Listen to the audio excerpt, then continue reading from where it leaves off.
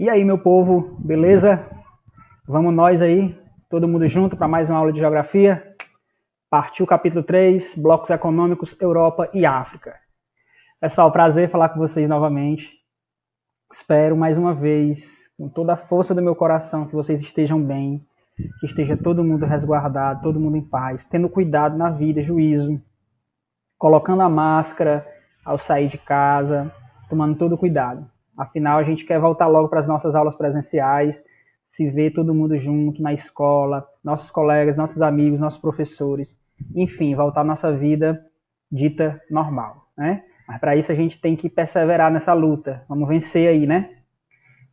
Então, povo, pega o teu material, pega o teu caderno, pega o teu livro, chega junto no local mais sossegado, coloca o teu fonezinho de ouvido e vamos juntos aí no capítulo 3, certo? Vamos começar, galera. Seguinte, antes de mais nada dizer para vocês também que durante essa aula, alguns momentos eu vou ficar assim, ó, com a cabeça um pouco elevada, porque eu tô com um problema técnico aqui no meu notebook, certo? A tela dele está muito embaçada, então eu estou baixando aqui o foco aqui um pouquinho para a câmera, para falar com vocês frente a frente, mas em alguns momentos eu vou precisar ter uma imagem melhor, né, do livro que está sendo projetado aqui na tela para vocês, então eu vou precisar olhar um pouquinho para cima assim, certo? Nesses momentos vocês não se dispersem, olhem para o conteúdo que está na tela para vocês e deixem um pouquinho que quando eu precisar focar, falando diretamente para vocês, eu vou olhar aqui para webcam da minha máquina, tá bom? Mas acredito que nas próximas aulas e tudo, se Deus quiser, eu já estou resolvendo esse problema e vai estar tudo ok, beleza? Eu peço só essa paciência durante essa aula. Show? Vamos junto? Pois vamos lá, partiu! Então, queridos, blocos econômicos, Europa e África, tá certo? Descendo aqui um pouquinho para você olhar aqui sobre o que se fala, né? Aqui um pouco uma zona de destruição, né?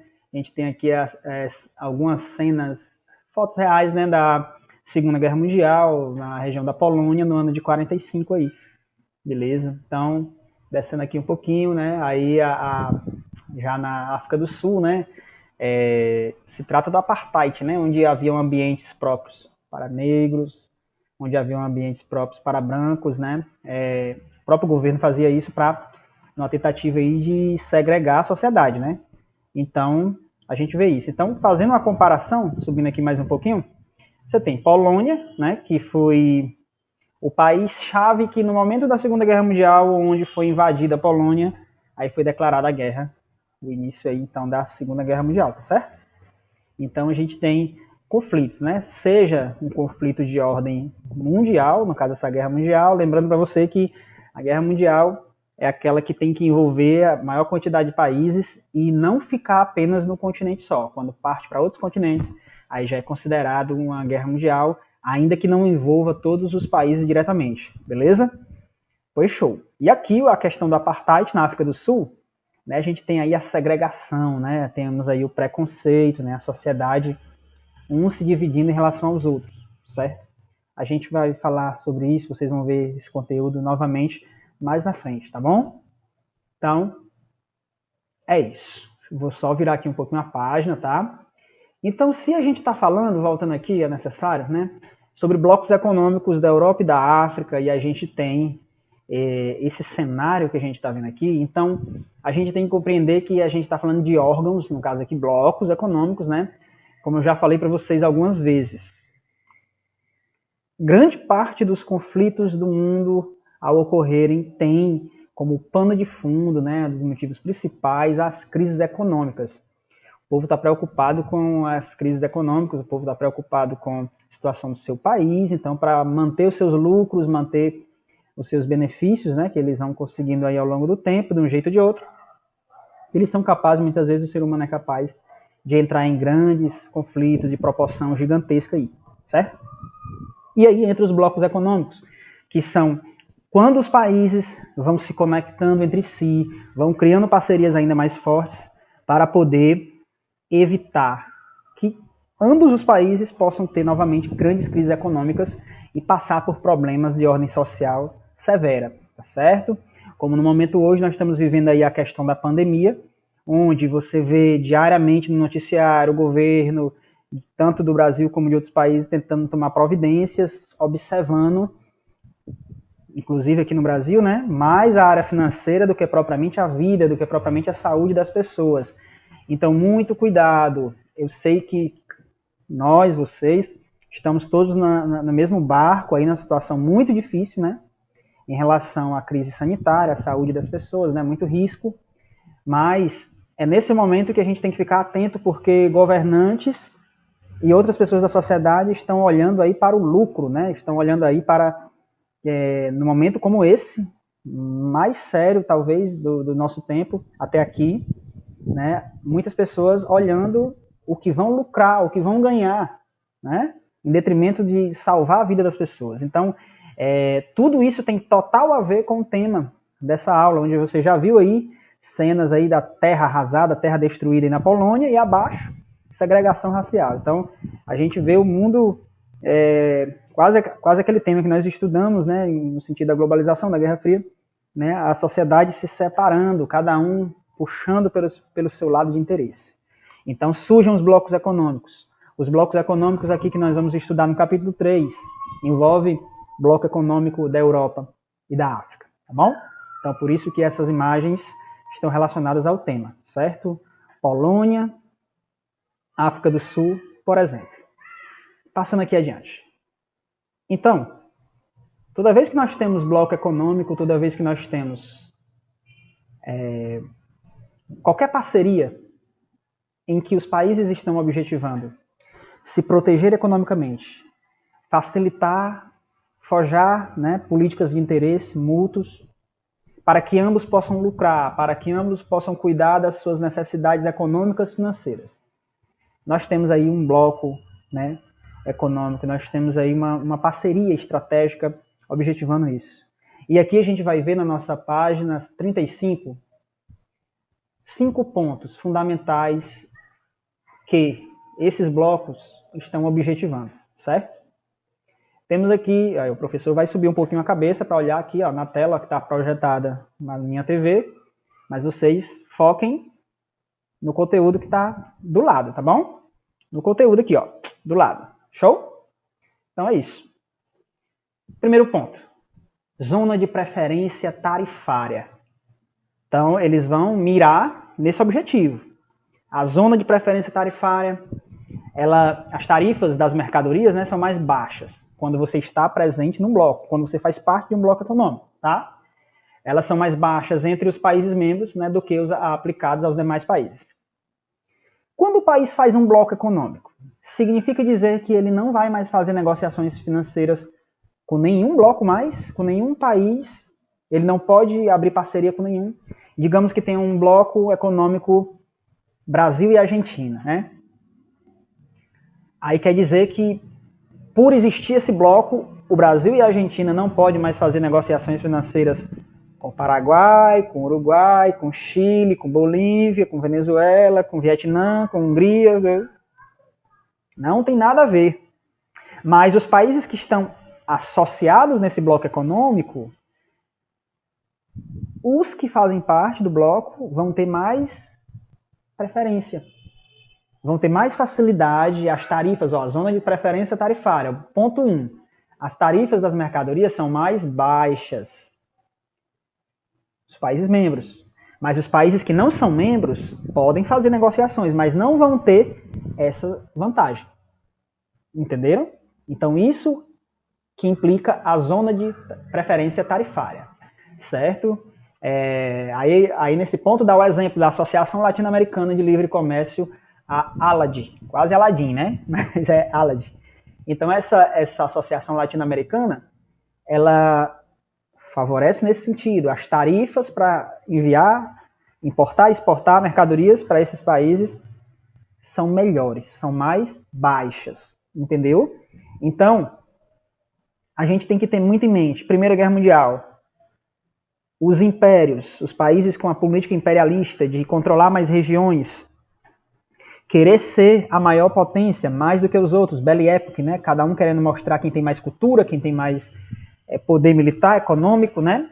A sociedade que seria vista como a ideal, a melhor, né? Então, veja aí, interesses materiais. Segunda Guerra Mundial, imperialismo no sentido de anexação de território, invadir territórios, uma rixa que ficou ainda da Primeira Guerra Mundial, certo? E crises econômicas. Então, a economia, ela vem na frente. Então, esses países estão se associando para ficarem mais coesos financeiramente falando, certo? Segundo ponto, zona de livre comércio, né? Estabelece o comércio livre de investimentos e mercadorias entre países membros, em função da gradual diminuição de taxas e impostos. Exemplo, Acordo de Livre Comércio da América do Norte. Então, nós temos uma zona de livre comércio, nós temos uma região onde os países que fazem parte estão tendo o sinal verde para enviar e trazer mercadorias com todas as vantagens que forem possíveis, né? Então, não é só determinados países, é toda uma zona, toda uma região, digamos, América do Norte, como ele vai citar aqui no final do parágrafo, né? Acordo de Livre Comércio da América do Norte, certo? Então, os países da América do Norte, no caso, estão associados com o compromisso de promover um livre comércio entre eles, tá? Então, costumeiramente, você vai ver nessas regiões produtos do Canadá, no México, nos Estados Unidos, entendeu? Porque eles estão se associando e favorecendo o comércio entre eles. Show? Seguindo em frente? Pronto. Ponto 3. União aduaneira, né? Tão falada por mim nas aulas para vocês. Espero que vocês lembrem. Adoção da mesma tarifa para todos os países membros de produtos importados oriundos de países não membros. Não há livre circulação da população. Exemplo, Mercado Comum do Sul, Mercosul.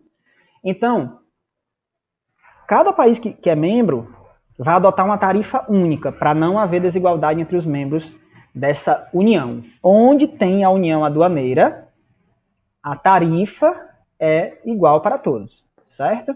Até ajuda a promover uma igualdade no sentido dos lucros que os países vão ter aí, né? Diante dessas negociações, né? Um caso como o Mercado Comum do Sul, que é o Mercosul, que a gente conhece tanto, né? Ponto 4. Mercado Comum. Só subir aqui um pouquinho, tá, pessoal? Pronto, só mais um momento. Beleza. Ponto 4. Chegamos no ponto 4. O que nós temos aí, gente? Temos as taxas de câmbio, as taxas de juros e a estrutura da política fiscal, entre outras, são as mesmas para todos os países, membros. As taxas são as mesmas para os países membros, a população, né, que é a mão de obra, os trabalhadores dessas regiões, a prestação de serviço, o capital e os bens são de livre circulação entre os países membros. Exemplo, a União Europeia. Então, o mercado comum, naquela região implantada, ela vai ter meio que essa igualdade mesmo, certo? Entre a população, a mão de obra. Então, assim, você vai ver que naquela região, onde tem o mercado comum, os salários são mais compatíveis, né? Geralmente, no caso, ele citou a União Europeia, até a moeda é a mesma, né? Como a gente sabe, em toda a região da Europa ali, praticamente só a Inglaterra não utilizava, por exemplo, o euro, né? Usa sua moeda própria, mas todo o restante adotava moeda única, né? E as condições também são as mesmas, bom? E temos o ponto 5, né? A União Econômica Monetária, certo? Ela rege a elaboração de política macroeconômica, né, e adoção de moeda única para todos os países membros. Não há nenhum bloco econômico nessa classe, pois nem todos os países membros da União Europeia adotaram a mesma política macroeconômica e a mesma moeda, o euro, como eu falei, questão da Inglaterra, certo?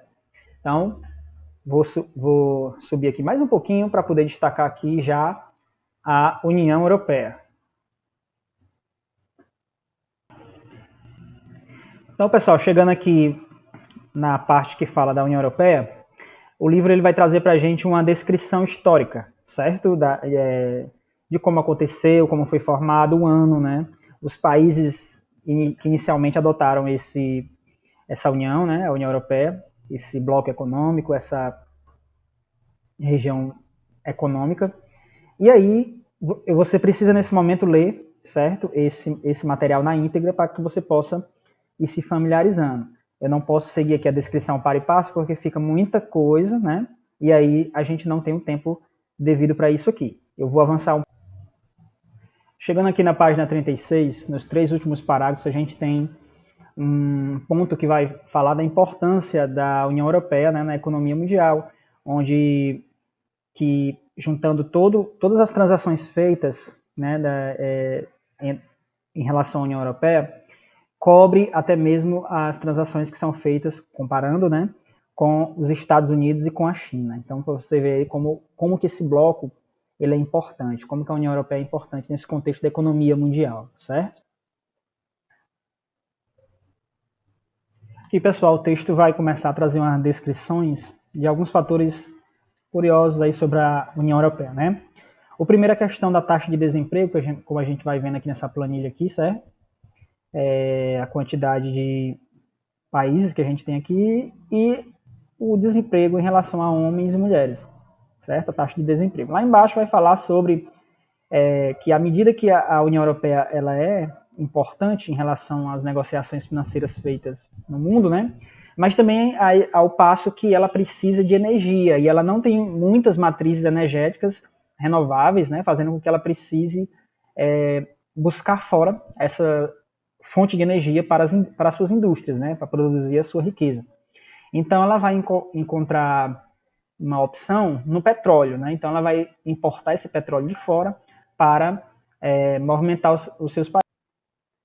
Aqui na página 38, o livro vai nos mostrar um pouco sobre o padrão de vida das muitas populações que fazem parte da União Europeia, trazendo aqui o padrão de compra, né, da população, dos diversos países que compõem.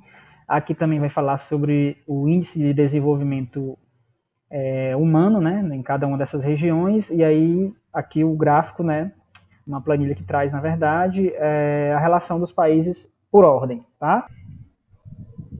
Agora a gente vai chegar para falar um pouco sobre a Comunidade para o Desenvolvimento, né, da África Austral, SADC, né?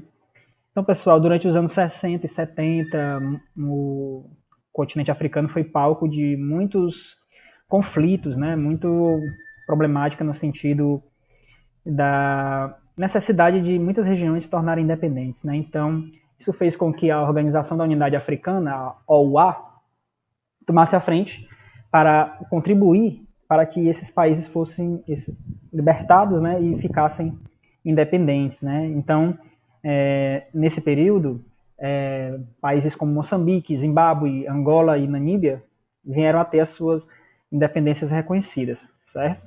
Então, o sul ali do continente africano começou a ter vários países com a sua independência declarada.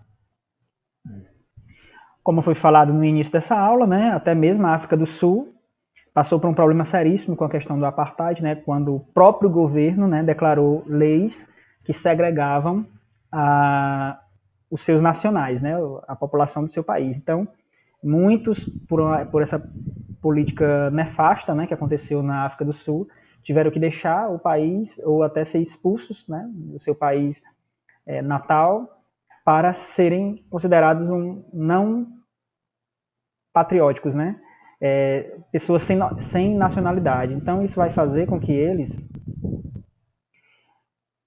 todos esses casos chamassem atenção internacional. E aí, devido à pressão internacional, por até sanções financeiras, né, quando o país é colocado na situação onde não pode fazer comércio, né, com o exterior, fez com que as pressões fossem dando a cada país a sua liberdade, certo? Então a África do Sul teve toda essa atenção internacional devido à questão do apartheid, certo? Mas esse assunto a gente vai ficar para a próxima aula dessa semana, tá? Onde a gente vai falar um pouquinho mais sobre o apartheid, que merece a nossa atenção. Tá bom, pessoal? Então, deixando aqui um grande abraço para vocês. Como atividade para casa ao final dessa aula, eu deixo para que vocês possam ler todo esse capítulo 3 na íntegra, né? Todos os textos, realizar as atividades, tá bom? Grande abraço em todos, até a próxima aula. Tchau, tchau.